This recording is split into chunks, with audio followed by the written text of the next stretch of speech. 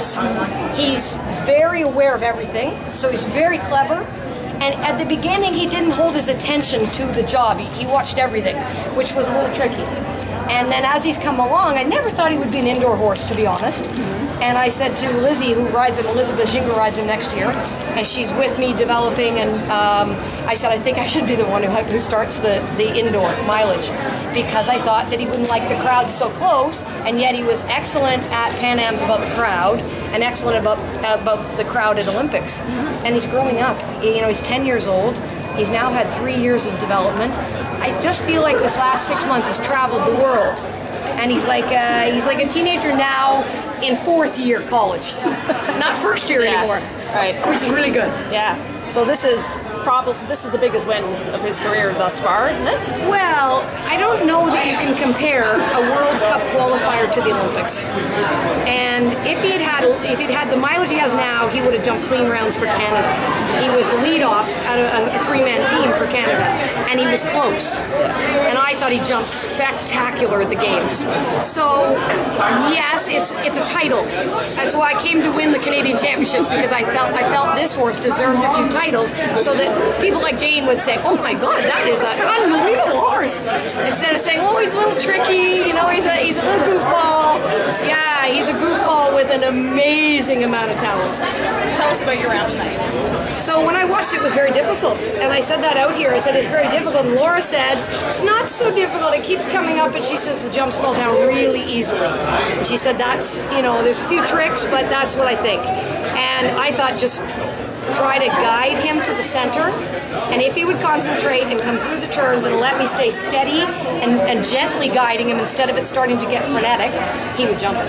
Was it busy? Like, it looked like there were a lot of jumps just sort of like jammed all over the place trying to fit in as many as possible. I think that was obviously not the case. Yeah, I think it was more that you did a trick and turned and did another trick and turned and did another trick, and then there was a second trick and the triple and then the wall, and so many. There was no reprieve at any obstacle, and yet no one obstacle was immense. A very good course. How would you compare the difficulty of this to being second at the Pfizer Million? The Pfizer Million was gut-wrenchingly hard to jump, the scope of it.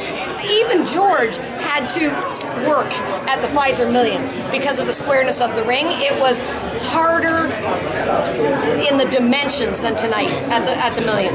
And there wasn't too many horses there that could friggin' jump it. Now 6 of them could jump this. This is indoors, though. World Cup qualifier, so you're going towards the finals in April. I thought that Michel Vaincourt did a world-class job, and I thought he gave them a good jump off, and we had a good competition, and I think we need that for show jumping. Make it fun. A Canadian winner, what can be better? In Toronto. Turning point in the jump off, where did you win it? Well, I was out here, and Kent Farrington was watching with Ian Miller, and I was doing my warm-up. I said, "So, suggestions, lads."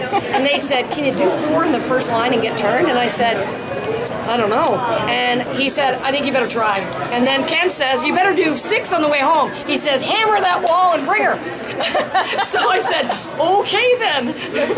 That was my instructions from He kind of likes to come to the base, though, doesn't he? He can jump from anywhere. Yeah. It's just that if you get him too deep, he backs up and he goes to kangaroo mode, and he jumps it anyway with spare. Yeah. He can jump from anywhere, 20 feet away, 2 feet away. It's unbelievable what he can do. You knew Hickstead very well. Yeah, I rode Hickstead before the Olympics in Beijing. None of the boys were there. Ian wasn't there. Eric wasn't there. I had Hickstead in style and special ed to ride. Wow. It was Walt Disney before it began.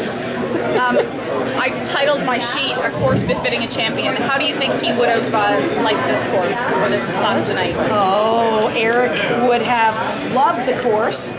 And I think Eric Lamaze, if he rode my horse, you know, he's searching for that Hickstead, he'd say, "Damn, you found one with similar properties." But Hickstead, what do you think Hickstead would have made of this course? He would have eaten it up for fun. And then kicked our butts in the jump off. That's what I think.